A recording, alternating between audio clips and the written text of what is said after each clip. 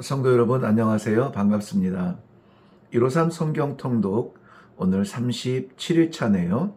오늘은 룻기 4장을 마치고 사무엘상으로 건너가서 1장부터 7장까지 읽어보도록 하겠습니다.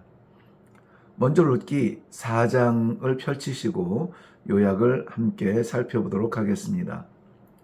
남겨진 미망인 나오미, 그 남편인 엘리멜렉에게 기업으로 남겨진 땅을 다시 소유하기 위해서는 며느리인 룻이 가장 가까운 친척, 즉 기업을 물을 수 있는 자격이 있는 사람과 결혼해야만 했습니다. 그런데 가장 가까운 친척인 그 사람은 이미 결혼을 한 사람이어서 자기의 기업 물을 권리를 포기합니다. 그러면 그 다음 사람은 누구냐? 바로 보아스가 됩니다. 그래서 보아스가 엘리멜렉의 기업을 물으면서 룻과 결혼하게 되죠. 보아스는 과부가 된 낯선 이방 여인을 함부로 대하지 않았습니다. 이스라엘의 이러한 질서를 지키며 하나님의 인도하심을 기다립니다. 때로는 뻔한 결정을 앞에 놓고도 질서를 따라서 기다리며 순종해야 될 때가 많이 있죠. 이 복된 결합을 통해서 보아스와 룻이라고 하는 이 복된 결합을 통해서 오벳이라는 아이를 낳았습니다. 오벳은 다윗의 아버지인 이새의 아버지가 되죠.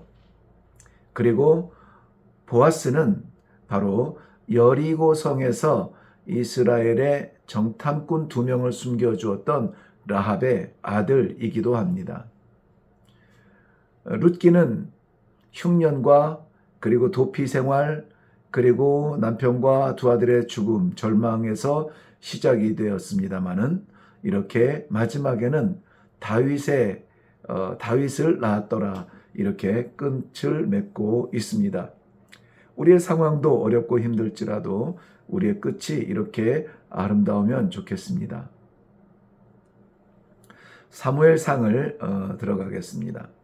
먼저 사무엘서에 대한 그 서론적인 이야기를 간단하게 좀 살펴보면 사무엘서는 그 영어 번역본에서 시도된 것으로 본래 책은 사무엘상하가 아니라 사무엘서라는 한 권의 책으로 되어 있다고 하죠. 여러분 사무엘서를 읽으면서 항상 기억해야 되는 단어가 있습니다. 사무엘서는 그 어떤 사무엘서를 보는 안경이라고 할까요? 그것은 바로 기도입니다. 사무엘서는 우리 잘 알듯이 한나라고 하는 여인의 기도로 시작합니다. 그리고 사무엘서는 다윗의 기도로 끝나게 됩니다. 끝을 맺습니다. 반복적으로 우리가 사무엘서를 볼 때마다 발견할 수 있는 것은 기도하여 가로되 라는 말씀입니다. 많은 익숙한 이름들을 볼 수 있겠지만 하나님께서 사무엘을 귀하게 쓰시는 이유를 읽어가면서 알아가는 그러한 놀라운 기쁨이 있기를 바랍니다. 네, 먼저 우리 사무엘상 1장을 살펴보도록 합니다. 사무엘서의 핵심적인 역사의 배경은 이스라엘이 하나님의 통치, 신정 정치를 벗어나서 사람의 통치, 즉 왕정 정치 혹은 군주 정치로 변해가는 과정을 보여주고 있습니다. 결국 이스라엘은 그들이 원하는 대로 간절하게 구하여 얻어내는데요. 바로 군주 정치에 발을 디뎌놓지만 거기에서 벗어나지는 못합니다. 영원한 평강의 왕 예수 그리스도로 인한 새로운 이스라엘 믿음의 공동체가 주를 왕으로 섬기기까지 이들은 왕정 정치, 그 권세에 끌려다니는 그러한 삶에서 벗어나지 못합니다. 한나는 아들이 없었습니다. 그런데 그가 기도로 응답을 받고 그 아들에게 내가 너를 기도하여 얻었다 라는 뜻의 사무엘이라는 이름을 주게 되죠. 간절한 마음은 멈추지 않고 간구하게 됩니다. 많은 사람들이 기도를 응답받지 못한다고 합니다. 그런데 내 뜻에 맞지 않는 응답이어서 무시할 뿐이지 기도는 반드시 응답되게 되어 있죠. 하나님의 뜻을 구하고 이루는 일에 외형적이고 형식적인 기도의 태도가 우리 마음의 믿음으로 점점 변화되어지고 무게가 진정성 있게 변화되는 그러한 필요가 우리들에게 있습니다. 사람 앞에 하는 기도가 아니라 하나님께 하는 기도로 말이죠. 사무엘상 2장입니다.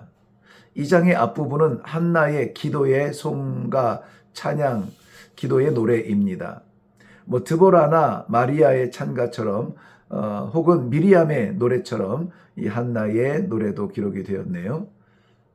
그러나 한나의 노래는 마치 영감 중에 이스라엘 백성들의 잃어버린 신앙을 안타까워하는 마음을 표현하는 듯 합니다.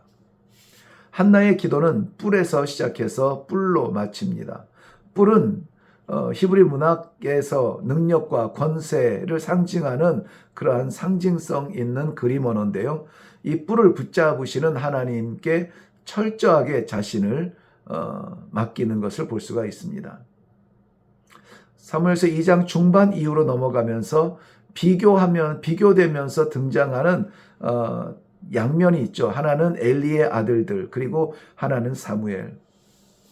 그들의 전혀 다른 성장을 보여줍니다. 동일한 제단에서 자라지만 아비의 말과 여호와의 질서를 무시하는 패역한 아들들. 그런가 하면은 섬김으로 대변할 수 있는 사무엘의 결과 너무 극명하게 차이가 나죠. 25절부터 26절까지 보면은 이렇게 표현합니다. 여호와께서 죽이기로 작정한 자, 그리고 또 하나는 은총을 받은 자. 우리는 어느 그룹에 있을까요? 사무엘서 3장입니다. 사무엘은 여호와께 드려진 사람입니다. 날 때부터 그랬고 낳기 전에 이미 그렇게 드려졌죠. 엘리 제사장도 자기의 처소에 누울 때 사무엘은 여전히 여호와의 등불을 지키고 있었다고 말합니다. 여호와의 등불이 꺼지지 않도록 지키는 것은 제사장의 일인데 어린 사무엘이 그 일을 하고 있었다는 것은 조금 의아한 일입니다. 여호와께서 사무엘에게 처음으로 말씀하신 것은 놀랍게도 제사장 엘리의 집을 향한 여호와의 섭섭한 마음이었습니다. 제사장인데, 제사장의 가정인데 여호와께서 섭섭하게 생각하실 수 있다는 것입니다. 심지어 13절 말씀에 보면 그의 집을 영원토록 심판하겠다. 단번에 한 번에 끝내는 것이 아니라 영원토록 회복의 가능성이 없는 그러한 심판을 하겠다고 하십니다. 그러니 여러분, 제사장으로 부름받은 것, 세움받은 것, 평생 살아간 것이 중요한 것이 아니고 그 직분을 본질에 맞게 잘 감당하는 것이 더욱 중요합니다. 그러므로 우리가 교회에서 받는 직분은 가벼이 여길 것이 아닙니다.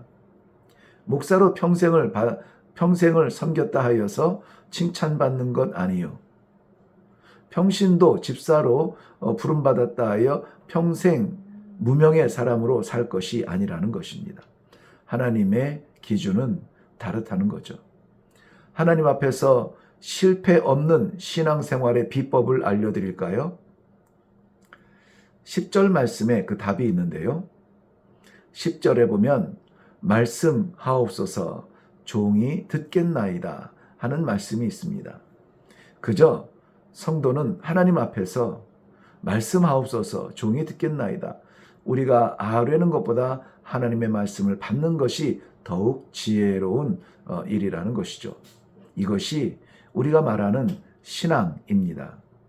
하나님의 뜻을 구하고 그 뜻을 이루어 드리는 것, 이것이 부름받은 백성의 사명이라는 것이죠. 사무엘상 제4장입니다. 하나님의 백성이 이방의 군대와 더불어서 싸우러 나가는데요.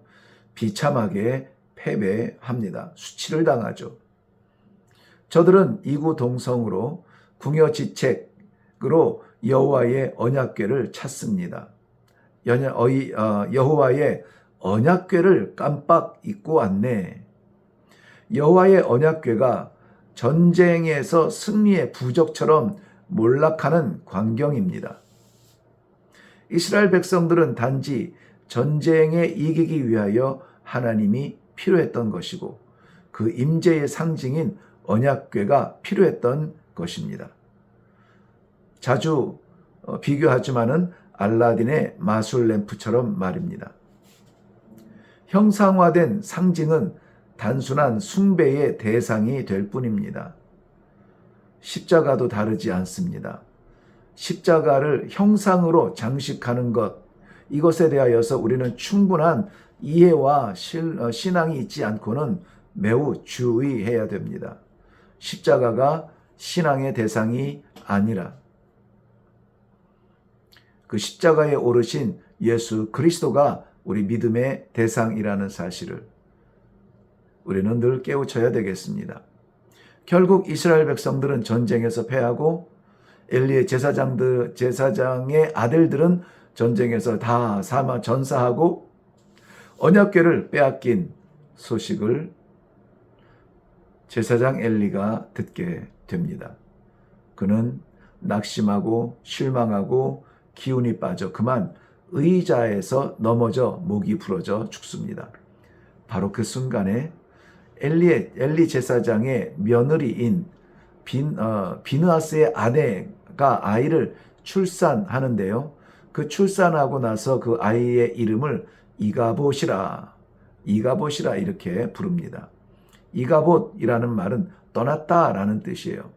아, 여호와의 영광이 이제 이스라엘을 떠났구나 하는 의미로 자기 아들들에게 떠났다라는 이름 이가봇이라 붙이는 이 결론은 매우 의미가 있습니다.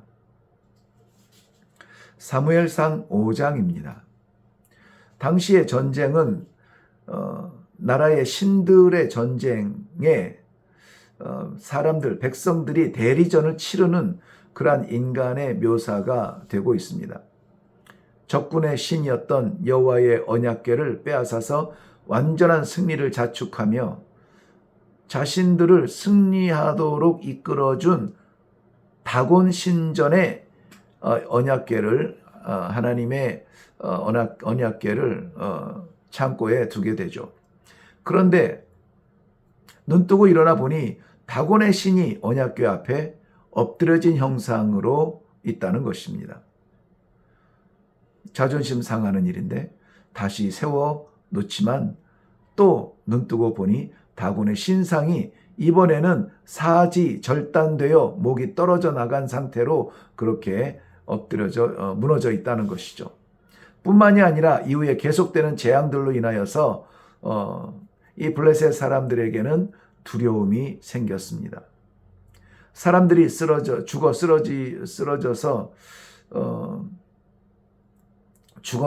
죽어가고 있고 죽지 아니한 사람은 대신 온 몸에 독한 종기가 생겨 이것으로 말미암아 온 성안은 부르짖음의 소리로 사무칩니다. 하나님 앞에 조각난 우상 조각이라도 남아있을까? 그 어떤 형태라도 남아있을까? 우리들의 삶 가운데 우상의 흔적이 조금이라도 남아있다면 우리는 두려운 마음으로 다 이런 것들을 버려야 하겠습니다. 사무엘상 6장입니다. 7달 동안이나 재난을 겪고서야 블레셋 사람들은 여호와의 언약궤를 이스라엘로 돌려보내기로 결정합니다. 그들의 징계가 하나님께로부터 왔음을 깨닫게 된 거죠. 블레셋을 치실 때에 그들은 깨달았습니다. 그러나 때로는 하나님의 백성도 깨닫지 못할 때가 참 많이 있습니다. 언약궤가 돌아가는 장면입니다. 멍에를 매지 아니한 젖 나는 소 2마리를 구별하여 언약궤 실은 수레를 끌게 합니다. 블레셋으로 봐서는 정말 이 골칫덩어리인 언약궤를 돌려보내는데 아무렇게나 돌려보내지 않고 멍에를 매지 아니한 젖 나는 소 2마리, 즉 이제 새끼를 낳고 새끼에게 젖을 먹이는 소. 그러니 이 암소를 소홀하게 되면은 송아지까지 영향이 끼치므로 이러한 새끼를 낳은 암소에게는 멍에를 매지 않겠죠. 다시 말씀드리면 소 중에서도 가장 소중한 존재를 택하여서 이 언약궤를 끌고 가게 합니다. 12절 말씀에 보면 마치 저들의 이 마음의 화답이라도 하듯이 언약궤를 끌고 가는 암소들도 짐승의 본성도 초월하고 뒤에 남겨진 송아지에 마음 두지 않아 뒤를 돌아다보지 아니하고 좌로나 우로 치우치지 아니하고 벳세메스로 향하여 뚜벅뚜벅 나아갑니다. 그리고 사명을 다한 뒤에 그들은 이 언약궤를 끌고 오느라 수고했다. 영광의 자리로 좋은 그러한 풀을 얻고 양식을 먹는 것이 아니라 오히려 자신들이 번제물에 올려지게 되고 끌고 오느라 수고하였던 수레는 자신들을 태우는 나무 재료가 되는 것을 볼 수가 있습니다. 사무엘상 7장입니다. 여호와의 언약궤는 아비나답의 집에 옮겨지고 그의 아들 엘르아살은 구별되어 이 언약궤를 지키게 됩니다. 사무엘은 끊임없이 이스라엘 백성들에게 우상을 버리고 여호와께 돌아오라 돌아오라 권면하고 있습니다. 사무엘이 사무치도록 외친 그 소리가 있다면 오늘 우리들의 말씀의 기록에 이렇게 남기고 싶습니다. 여호와만 섬겨라. 여호와만 섬겨라. 이스라엘 백성의 마음에 담은 하나님의 기도는 사무엘의 하나님을 향한 기도는 우리가 여호와께 범죄하였나이다. 금식하며 기도하고 있습니다. 온 백성이 모여 기도함을 들은 블레셋은 저들이 전쟁을 일으키기 위하여서 모여들었다고 생각을 하고 다시 전쟁을 위해서 올라옵니다. 그러나 그 전쟁은 이스라엘 백성의 회개를 받으신 하나님의 전쟁이 되었습니다. 더 이상 사람의 전쟁이 아니라는 것이죠. 사람의 손이 닿을 수 없는 그리고 흉내낼 수 없는 우레를 발하여서 꼼짝없이 블레셋은 패배하고 도망치게 됩니다. 이스라엘 백성들이 여호와의 사하심을 바라보며 세운 아름다운 제단의 이름을 에벤에셀이라 이름을 붙입니다. 그 뜻은 여호와께서 여기까지 도우셨다라는 뜻입니다. 오늘 우리가 이 하루를 살아갈 동안에도 여호와의 에벤에셀이 우리의 결론이 되기를 바랍니다. 여호와께서 도우시는 삶의 현장, 어떤 도움일까? 영혼이 흔들리지 않도록 붙들어 주시고 우리의 영혼이 잘됨 같이 우리의 범사에 맡기신 모든 일들 가운데 귀한 축복의 체험을 할 수 있는 성도들의 삶이 되도록 에벤에셀 우리의 아름다운 결말을 위해서 힘있게 나아가시기를 바랍니다. 주님의 이름으로 여러분을 축복합니다.